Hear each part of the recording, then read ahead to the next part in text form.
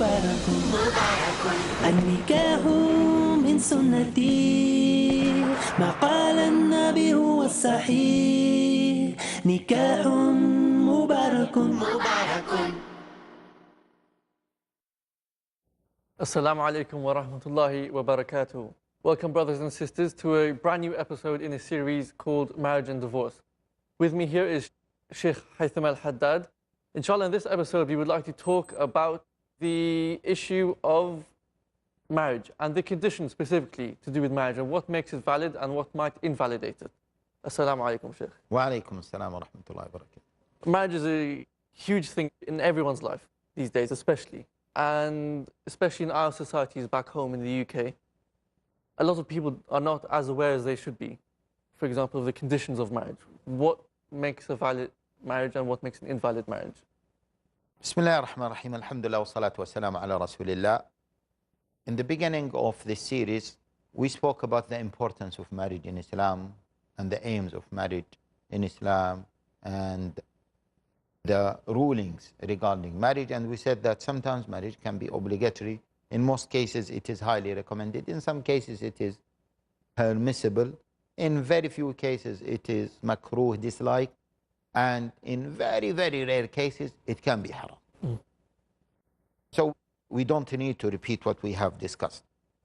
Now, apart from the importance of marriage, we need to see what makes a marriage a valid marriage.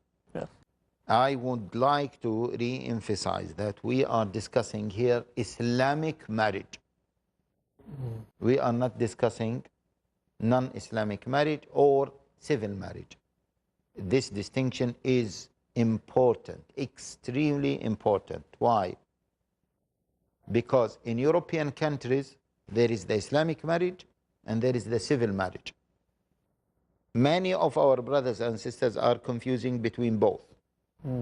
Why? They think, for example, the civil divorce is equal to an Islamic divorce. There was a case of a dispute between an Islamic center in one of the European countries. This is a genuine case, a dispute between the Islamic center and the imam. So the Islamic center, unfortunately, wants to sack the imam. One of the issues that they put forward against him is that he carried out an Islamic marriage without their permission. Now, the Islamic Center had an agreement with the government, yes, with the government in that country, that they will not do any marriage without the permission of the government. Now, this imam conducted an Islamic marriage. So they put forward the case against him and they said he violated the contract. So the court decided to fine him because he carried out what? A marriage without their permission. Now, I said to a brother who's living in that country, see, this will set a very, very bad precedent. Why? Because now any imam cannot carry out an Islamic marriage except with the permission of the legal system. This means that the legal system regulates the Islamic marriage, which is not the case. Okay? Regulates the Islamic marriage, which is not the case. But they are stopping the Islamic marriage whenever they want. Okay, do you recognize the Islamic marriage? No, we don't. So why are you stopping Muslims from doing it? Because some imams and Islamic centers have equated between both of them. Otherwise, in all European countries, and I had this discussion with one of the ministers or the deputy minister of social affairs in Denmark. And I had this discussion with many imams in Holland, in Norway, in many countries. I said to them, according to the law, and I said to this minister or the deputy minister, I said to her, according to any legal system in Europe, if a man is sleeping with other woman, Is this legal or illegal? She said, if there is consent between both of them, it is legal. Okay? I said, this is Islamic marriage, that both of them consent and it is done with the consent of the wali, and it is done also with witnesses, that we are witnessing that this man has the right to cohabit with this woman. We call it, we as Muslims call it what? Nikah. We call it zawaj. What's wrong with this? You said that it is allowed for a man to sleep with a woman. Allowed means legally. The police, even if they see them, astaghfirullah al-azim, in the street, sleeping together. Some countries do not allow this. Some other countries, they say, well, this is personal freedom. Yeah? He can sleep with her in the street. Exactly, because here the issue would not be the action itself, it would be the fact it's in public. That's all. In public. So if a man was caught sleeping with a woman, is this legal or illegal? They said, we have nothing to do with it, okay, as far as they both consent. I said, Islamic marriage, both consent, and moreover, the wali consents, okay? Furthermore, it should not be recognized as zina. It should be recognized as what? Nikah. What's wrong with this? I am mentioning this because everyone has to understand this difference between the civil marriage and the Islamic marriage. And there are many other consequences based on this. Now, the Islamic marriage, as we just said, what is it? Yeah? It is a contract whereby هو عقد, a contract whereby it is allowed based on that contract for this man to cohabit with this lady. هو عقد استحلال البضع with its condition. Okay? It is a contract whereby it is allowed for this man to cohabit with this lady. That's it. Now, let me talk about the nature of this aqd. First of all, Islam regulated this aqd heavily, controlled this aqd. That's why Allah Jalla wa Ala says, وَكَيْفَ تَأْخُذُونَهُ وَقَدْ أَفْضَى بَعْضُكُمْ إِلَى بَعْضٍ وَأَخَذْنَ مِنْكُمْ مِيثَاقًا غَلِيظًا. How do you take the mahar back? Yeah, in order to force her to seek divorce from you. And they have taken from you a very heavy covenant or contract. What is the heavy covenant or contract? As the scholar said, which is إمساك بمعروف أو تسريح بإحسان. Either you hold her on goodwill or you leave her freely on goodwill or amicably. This taking her, keeping her, or leaving her amicably, this is the essence of what? Of zawaj. So Allah called it as a heavy covenant. So it is not any contract. It is one of the very few contracts that needs the consent of three people. The wife to be, the husband to be, and the guardian of the wife or the wali. So it needs extra consent. It is the only contract whereby you need witnesses. All the contracts do not need witnesses. I sell you this, you accept it, we don't need a witness. It is done. Okay? I rent this from you, you rent this from me. We both get into this business. Okay? But the aqd and nikah, it needs two male Muslim witnesses. So it is not any contract. Again, one further point about aqd and nikah.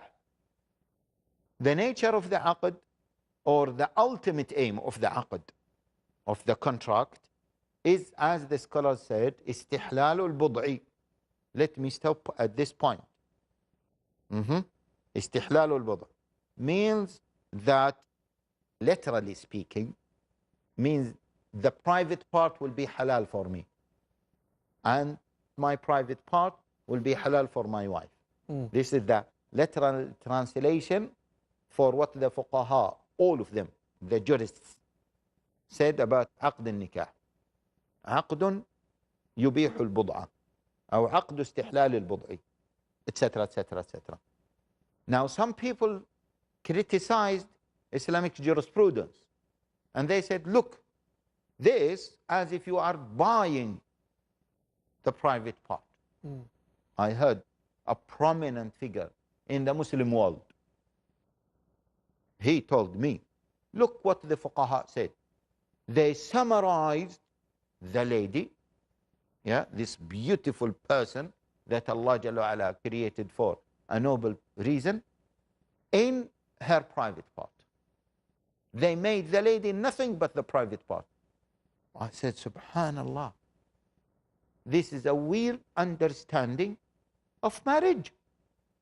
This is a weird understanding of what the fuqaha said about marriage. This is wrong understanding. He said, how come? I said, listen, akhi, when the fuqaha said this, what is the most sacred thing in me and in the wife-to-be? In me as a male or in the lady as a female? What is the most sacred thing? Religion, and then life, and then after that what? Honor. Chastity. Yeah. Honor. Yeah. Sexuality. Now the fuqaha said preserving the private part, or where the private part becomes halal, it doesn't mean the physical private part. No. It means the sexuality. It means the honor. Now, iman cannot be exchanged, cannot be agreed upon.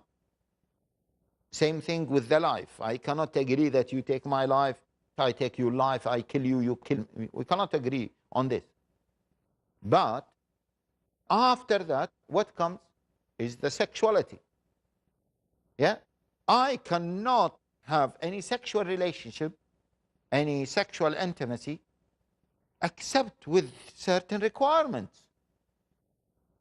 Those requirements are only summarized in عقد النكاح. I hope that this point is clear. We can elaborate on it, inshallah, after the break. Inshallah. Brothers and sisters, please return where we will discuss further in detail the conditions of a valid marriage. Assalamu alaikum wa rahmatullahi wa barakatuh. زواج مبارك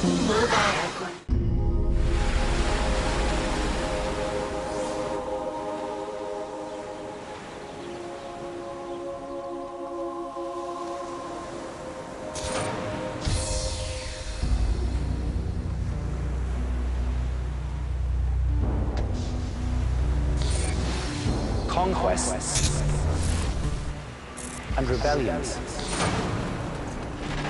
victories and defeats, honor and betrayal, the noble and the wicked. Join me, Muhammad Tim Humble, on a journey of discovery through our Islamic past to find lessons for our Islamic future.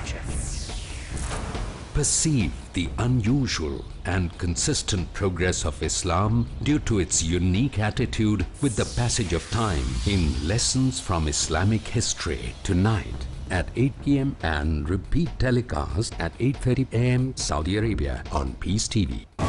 Let's come under the shade of the scholars. So the issue is a problem of knowledge. Haitham Al Haddad. Why do people do bid'ah? Imam Malik said, whoever claims there is a good innovation in the deen, Salim Al Amri. he is accusing that Prophet Muhammad did not convey the message.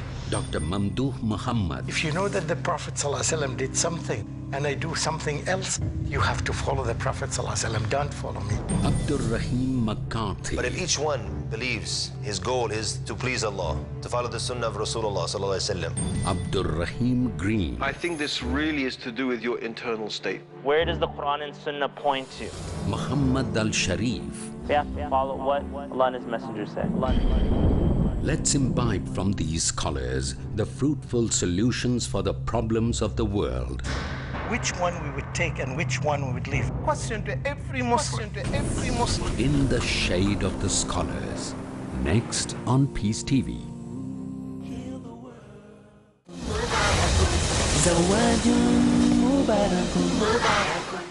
Assalamu alaikum wa rahmatullahi wa barakatuh.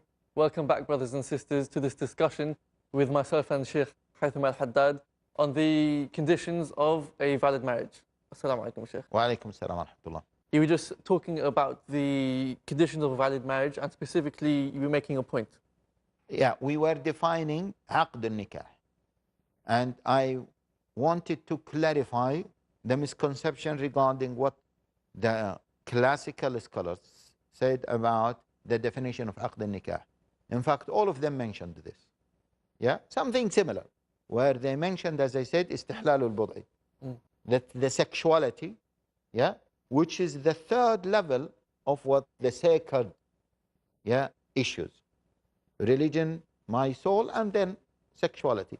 I cannot exercise any sexual activity except with my wife. Or mulkul yamin, this is something else. But except with my wife.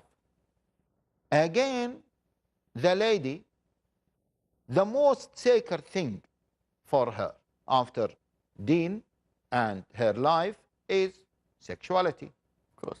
How this sexuality is broken, or the sacredness of the sexuality is broken not even fully, it is broken through عقد النكاح.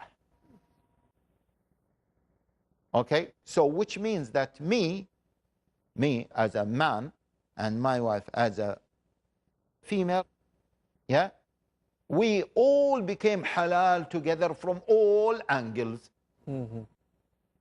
Because the first angle is deen, this cannot be exchanged, or this cannot be a subject matter of an agreement. The second thing is the life. If the sexuality between us is halal, then everything else follows. That's why the fuqaha said it is the aqd through which it is the only contract through which the sexuality between two people is allowed. Okay? Which means that Islamic marriage is a marriage